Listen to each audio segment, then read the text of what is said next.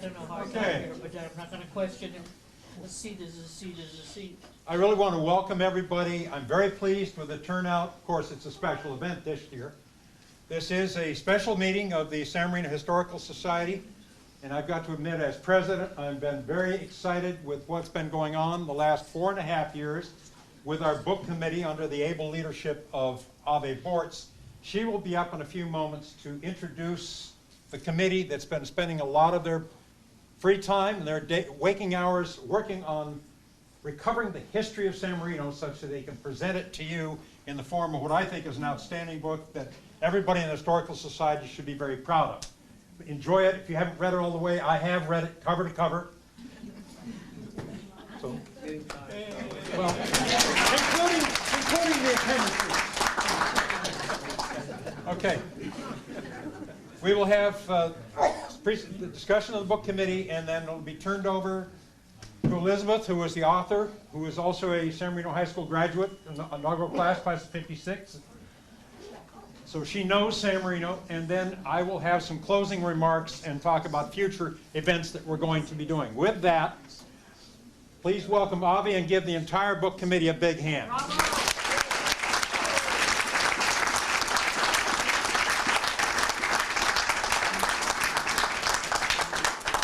Thank you, all of you, for being here. Thank you especially to John for your very kind words and for the support that you gave to the project from the beginning. Every successful endeavor begins with a vision.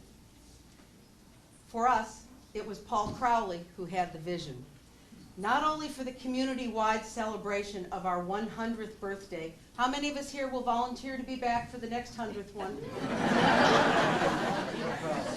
I'm not so sure. Okay. But most importantly, for a history book to celebrate the 100 years of our history.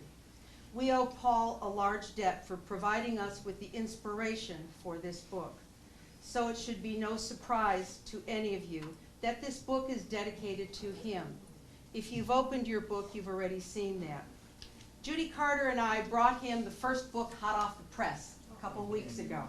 And Marie was there, his son John, daughter-in-law Carolyn were there, all 3 grandchildren. Judy read him the dedication.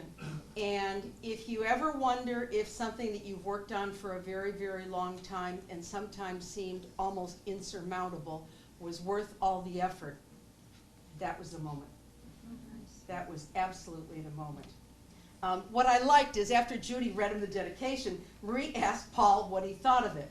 In a classic Paul Crowley moment, he said, "Well, makes sense." And it does. And it does.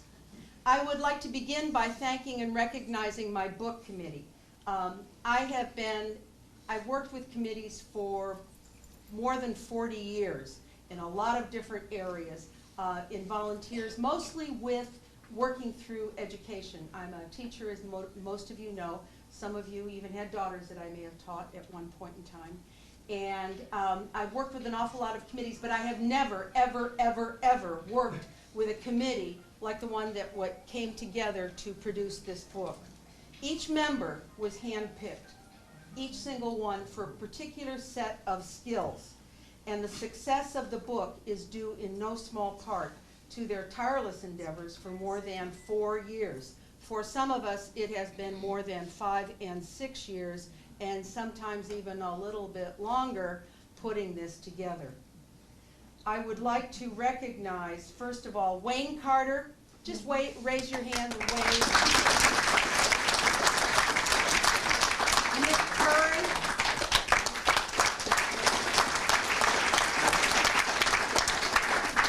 Julie Fetty.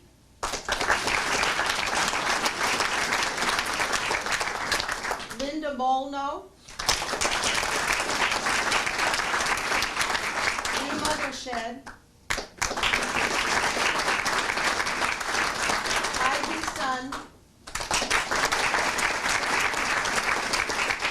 Bob Twist. David Zeidberg.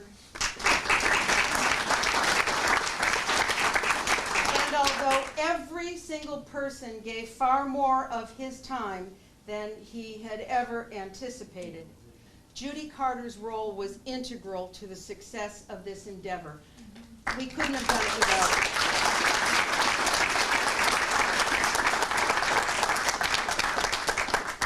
Along those lines, I'd also like to introduce and acknowledge a list of people. It's not too long, don't get too worried.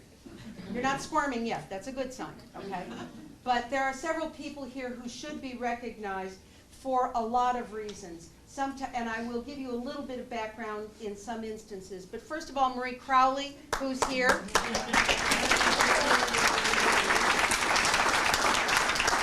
have a number of families representing early families in San Marino, and I would like if one of you could just wave as I call your names. The Keeklers representing the Hertrick family.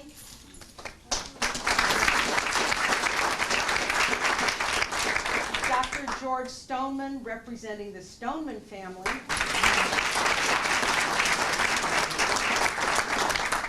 Martha Mulfinger representing the Carver family. Oscar Thurner representing the Thurner family.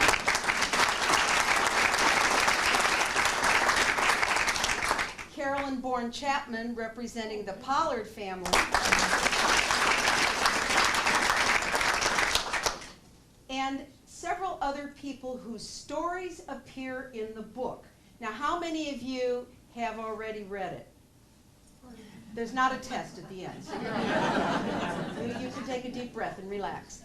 But for those of you who had, you may remember the story of a little blonde girl seeing gypsies, a gypsy caravan going down the center of Huntington Drive.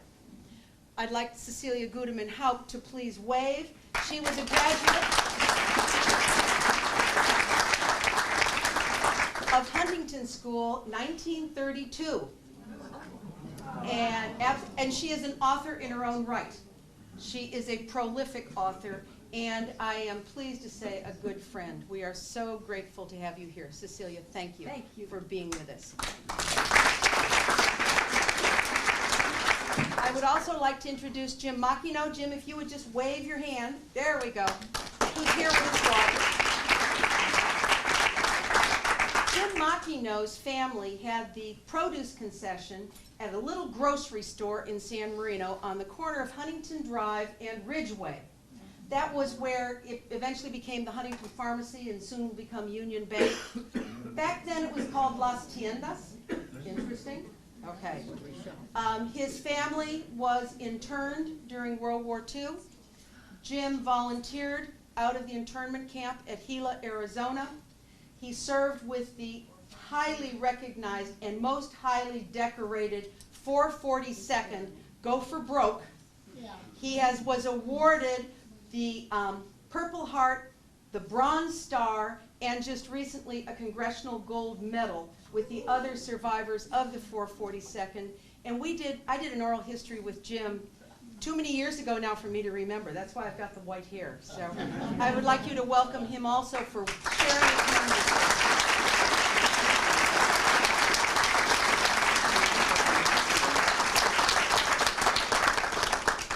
I would like to also thank some people who had a very important part in making the book happen. Mike Hart, there you are. Mike Hart is responsible for those beautiful maps and drawings. Whoa.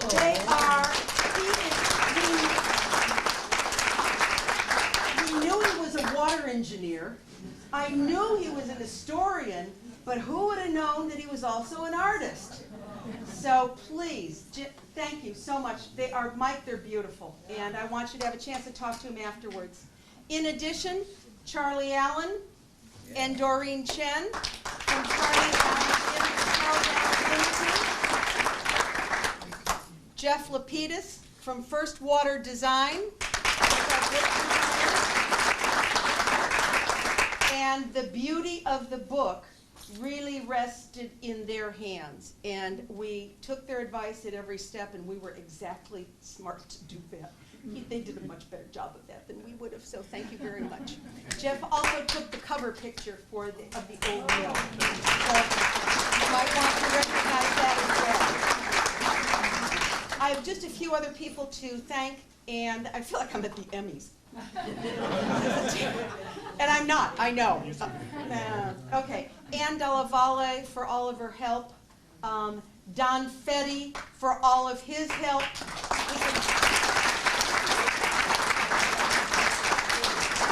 Don Fetty back there, who is always shy and retiring, as we know, volunteered to warehouse our books. So our books are being warehoused at Fetty's Furniture Warehouse, and we bring things over when we need them. Ably assisting him, Jason Carter. Couldn't do it without him. Thank you. Institutions I want to mention, their help was invaluable. First of all, the City of San Marino for their early support and their early backing and belief in the fact that we could make this happen. The Huntington Library, who generously opened up their archives, as well as sharing David Seidberg with us. The Huntington Library was absolutely terrific, and it reminds us again how lucky we are to live in the community with the Huntington Library. I would also I'd like to thank the Kroll Library here for making the facility available. Of course, the San Marino Historical Society. John, thank you very much for the support and backing the entire Historical Society gave us. And last, but truly not least, all of you donors. Many of you here were donors for the book, and we couldn't have, frankly, paid the bills without you. An endeavor like this is one where all the expenses have to be paid at the front end before you sell anything. So anyway, thank you very much. And with that being said, I would like to introduce now our author, Elizabeth Pomeroy.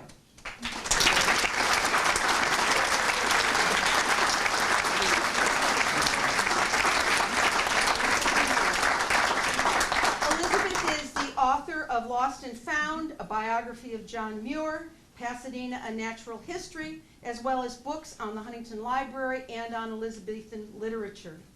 She has been a teacher, professor of English at PCC, on the staff of the Huntington Library for 10 years, founder of Many Moons Press, publishing books on Southern California history. She's currently on the school board of the Pasadena Unified School District. That really was more than enough to keep her busy.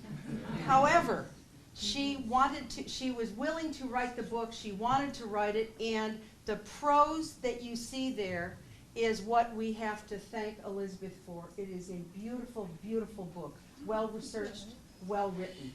And for the San Marino High School people in here, member of the first graduating class from San Marino High School in 1956.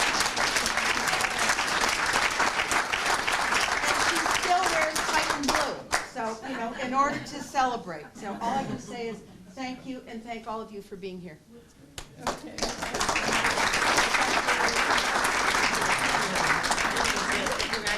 Beautiful book. Thank you very much. Well, everyone, thank you so much for being here. And I just have a few minutes to talk to you about creating this book and how it came about. As Ave said, I came to San Marino in the 1950s and attended San Marino High School in the early years, then worked at the Huntington Library, and I've had a reader's card at the Huntington Library for more than 40 years.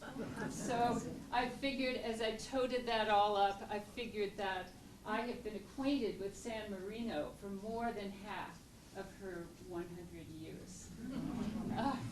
And have always lived nearby. I want to tell you a little bit about the concepts that I developed as I was researching and creating this book, a little bit of how it came about. My part in this book was about 2.5 years after I was given this excellent assignment to do the work. So it was about 2.5 years of first hunting and gathering, followed by shaping what I had found. There was always new material coming along, and even now I come across things that might have been good to put in this book, but I was given the parameters. It was not to be a very long book. And it was to be the length that you see. So I had to restrain myself at times. In particular, I fell in love with certain parts of San Marino history, especially the earliest years, the land and its promises. And I began to believe that the topography of this land, the unusual form of the land and that abundant water, that was the basis of the prosperity of San Marino, and still is, I think, to this day. Because it was that that drew Henry Huntington, and then Huntington and his aura drew really all of us and those who wanted to come and be part of this city. So I found that when I got to the 50s, for example, my friends, my fellow Titans, I was rather taken with the 50s, and that also might have caused a kind of bulge in what I was writing. But we did put in the car club photograph. Sometime I would like to hear what your favorite photographs are in the book, so come and tell me sometime. I want to tell you a couple of things that I was trying to accomplish in this book. The first was I wanted to trace the arc of history from covering about 200 years, starting with the mission days and with the land as it was in its more or less original state. I had to keep the proportions right because 200 years is a long span. I also wanted to keep the flow of time moving so that as you read, you have a sense that the decades are rolling along just as they realistically do in our lives. I wanted to show how the fledgling city evolved within the great movements of the time, like the agriculture changing into residential land, the World War II followed by a lot of development and growth. World War II, another place where I got very fascinated with what this city was like, what people were doing in World War II to survive that time. Then the arrival of many Asian families in the 70s and the 80s. And then we saw that traditions that had started 50 years or 60 years before were still in force. So I ended up following those traditions, like the Yellow Brick Road. And they led to the 21st century. But as I say, there was not time for lingering. I also had, thanks to Doreen, a very clear, precise schedule. This chapter was due, and then this one was due, and then this one was due. So there was no time for lingering. It was very good. My second aim, however, was to give you a sense of being there. And if we simply had a succession of events, that you wouldn't have the sense of immersion in a particular place and time. So I wanted to include choice details and little stories, which I tried to weave into my narrative. But in particular, there were those boxes. I really had a good time with those boxes, which Jeff Lapidus very wisely put into yellow. Those are the boxes I'm referring to. In the boxes, I could give you little bios, say Pancho Barnes. We have to tell about Pancho Barnes and other characters, even Clark Rockefeller, the bogus baronet. So he appears in the boxes. Also, I wanted to include excerpts from primary sources so that you could hear the voices of the 19th century people who were here, describing the lake, that fabulous lake. So those were my two aims, to maintain the flow of history, but to give you this sense of being there. And finally, my last, I want to give you a little sense behind the scenes of the last few months of working on this book. The text was done. And it was time to work with Jeff Lapidus, this is Jeff, and with Charlie Allen and Doreen. That work was the marvelous kind of combining to create, as someone said, the whole is greater than the sum of parts. And I think that's true in this book. Don't you think so, Charlie? Oh, yeah. Oh, yes. So in those last few months, there were many surprises. Jeff kept finding photographs. He would leave me a voicemail that said, Liz, check your email. There's a new spread for the opening of chapter 3. So then I would look, and it was very exciting. Or he would say, there's a couple of choices, which one do you want to use for this photograph? At some point, if you come across a photograph that you especially like, ask me about it, because every photograph has a story. It's a story of finding it. It's a story of the people from the Little League. I just thanked several of you tonight in the organizations who brought me photographs. It would be a story of Jeff finding something just at the last minute, like the opening photograph of chapter 1. There's a story there. Also, there'll be stories of what Charlie and his colleague Howard Morris did with these photographs, 3 hours, 4 hours maybe, to perfect a photograph.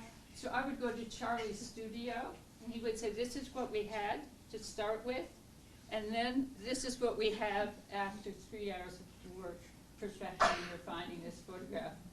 Wow, what a difference.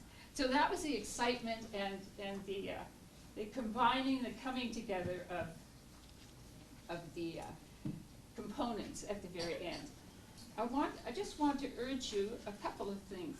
Please read and ponder the acknowledgments, because in those acknowledgments you will see the many parts of San Marino that came together, the organizations, the clubs, the schools, the churches, all those people were looking for photographs, helping us and verifying dates and so forth.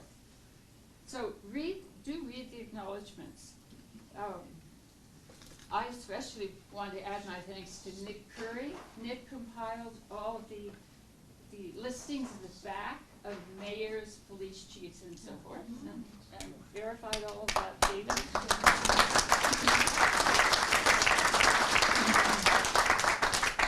And I also want to thank Michael Moran, who found articles in the Los Angeles Times and brought those to me at various times. That was great. And Michael Hart, I just have to add my big thank you to you. Michael is a scholar and also an artist, and that is a rare combination. So study that fold out. I was looking at it today, and frankly, I took a magnifying glass to that fold out. So I suggest you do that. And you might look at some of the photographs with magnifying glass too. You'd be amazed at what is in there, because you look more deeply if you have the magnifying glass. I also, for moral support, I want to introduce my family members who are here. I have a daughter and family who live in the East, and they're not here, but my son and family are here. They're back in the corner. My son, John Pomeroy.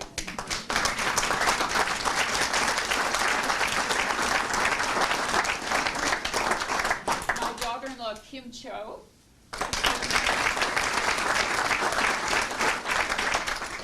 Two excellent granddaughters, Kaya and Pomeroy Cho.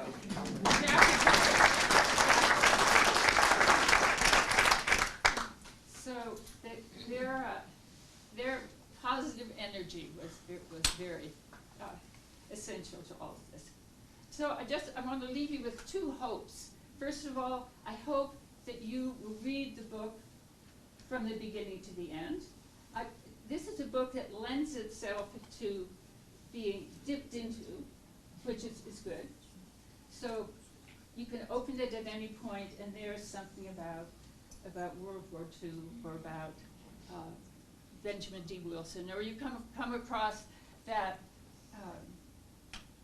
family tree, Benjamin D. Wilson, Shorb, and Patton. You can finally figure out how they are related. And the 11 children of Shorb, and so on. So I think the book lends itself to being dipped into. But if you will start at the beginning and read through to the end, and Oscar Thurner, to whom I'm very grateful, said that he has read the book all the way through from the beginning to the end, you will step into this flow of history. And there you will find that the years are going by in a kind of fascinating and inevitable sequence. And you will see the themes and the threads of this book. So I hope you will do that. And my second hope for you, I hope that you will visit the places that are described in this book. I hope that you will go back to Lacey Park and walk around that loop of Lacey Park, because now you know what used to be there. And I hope that you will go to the old mill if you haven't been there in a while, because now you know all the different people who lived there. And Henry Huntington was there, and the golf course was around the old mill, and all sorts of things. The Michael White Adobe, now that's more of a challenge to go to because it's on the high school campus, but I'm sure that in the centennial year, there will be occasions to visit the Michael White Adobe. So you can make a kind of pilgrimage to these places. And of course, the Huntington. When you read this book, you will know more than you ever knew about the Huntington. And for this, we are grateful to William Hertrick, who left memoirs that give us all these choice details about the kinds of cars that Henry Huntington owned and that kind of thing. I love these details. So my final thought for you is one that has interested me over the years, and that is the idea, which is borrowed from science somewhere, the idea that time is the fourth dimension. You've heard of that, yes? So it seems to me if time is the fourth dimension, then if you know the history of the place where you are, if you can look back through time to see what used to be there, you have really a four-dimensional view of your surroundings. And I think the whole city of San Marino, you know there were trains rolling down the middle of it. Now you can see them in the book. You can see the way, just a lot of realities that have slipped away in time. But when you have read the book, you have that fourth dimension. So go for the fourth dimension. That's all that I have to say, but I would be happy to hear any questions or hear what your thoughts are. And later, the centennial year, come and talk to me anytime. Tell me what your ideas are. I would like that. A question? Yes, was the local newspaper helpful? The Tribune? Well,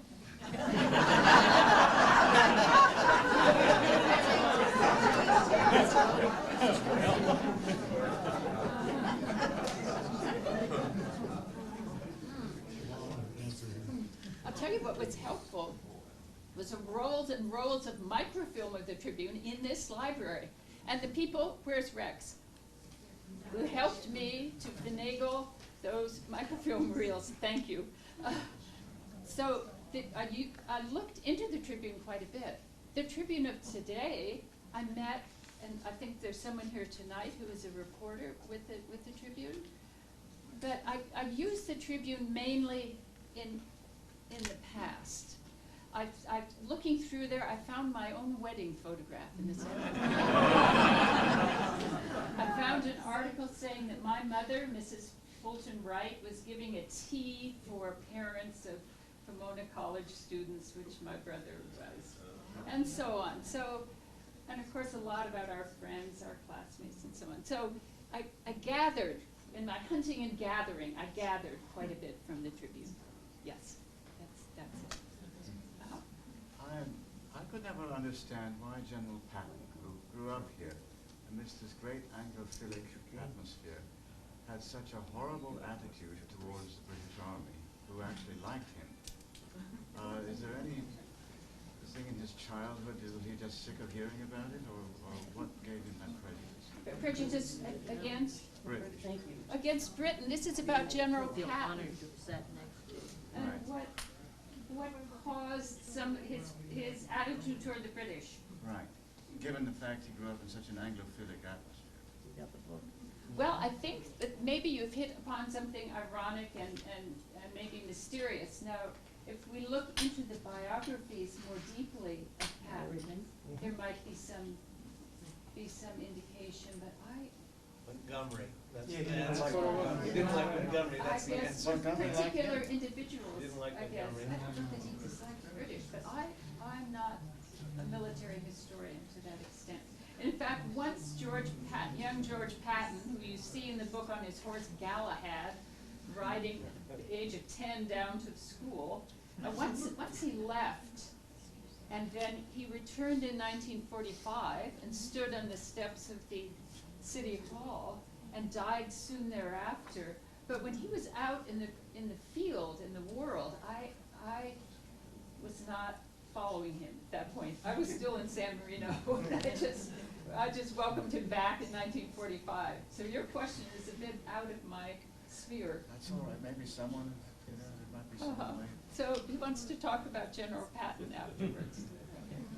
Any other questions or ideas that you have?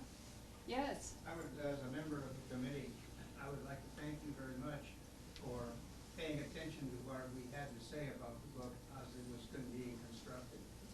We all had input into it, and you incorporated it beautifully into the text. And I don't think you forgot anybody, so thank you.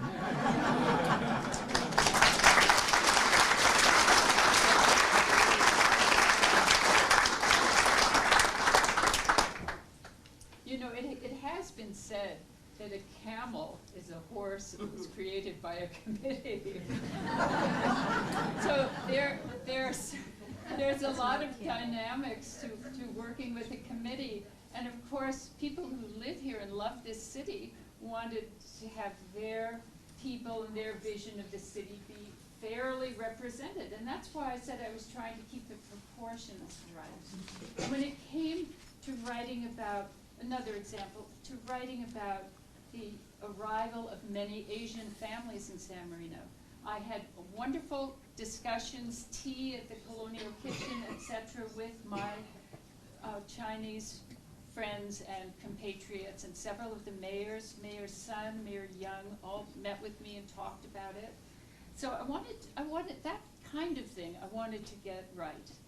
And I sent the passages I wrote about that time period, I sent to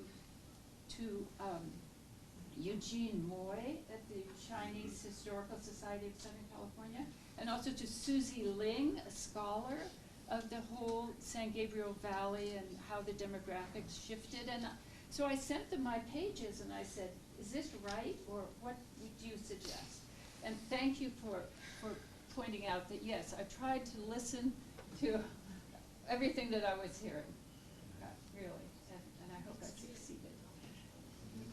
Thank you. Elizabeth, thank you very much.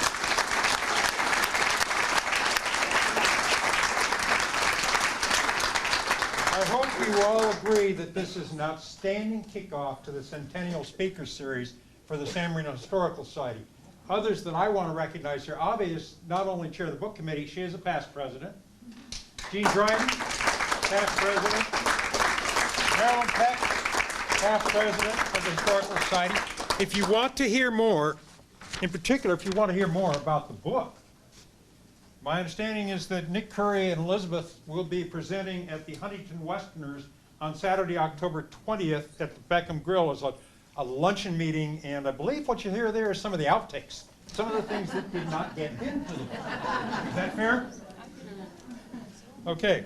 In addition, that's on the 20th. On the 21st, to understand, there's a book signing scheduled for the Old Mill from 3 to 5.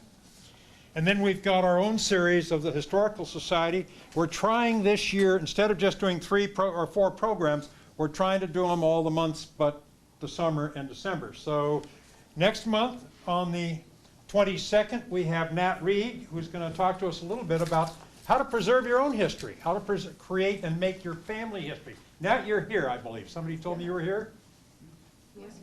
He was here. And then you heard about Michael White. You heard about the Adobe. Bill Enger, who is on the board of the Friends of the Michael White Adobe, is going to be our program on November 26th, and he's going to talk a little bit about seamen. history of Michael White himself, not so much the adobe, but of Michael White. It will be dark in December, and then January, 4th Monday, as a historical society, Nick's going to help us with some of the other stories of the book and the outtakes. And then we're working on programs for February, March, April, and June. And if anybody has any ideas for programs or things you'd like to hear about, we're welcome. We're open for those. We ask for your input. And I think, yes? Remind people to buy some books for Christmas. Buy the books, and another issue there. Buy the books for Christmas. Now that the book has been publicly launched, the book will be on sale at the Chamber of Commerce and here at the library. And at the Thurner House. At the Thurner House, and that's another thing. You want to learn more, see more of the photographs and such that did not make it. The Thurner House in Lacey Park is open for public viewing noon to 3 on the 1st and 3rd Sundays of the month. And it's a blast meeting everybody that comes through and telling more of the stories of... On Tuesdays. On Tuesdays, what typical hours, Judy? 9:30 to 2:30. 9:30 to 2:30 on Tuesdays. That's when Judy and her archive team are doing their research work. And that's it. Thanks a lot for coming out. Enjoy the book.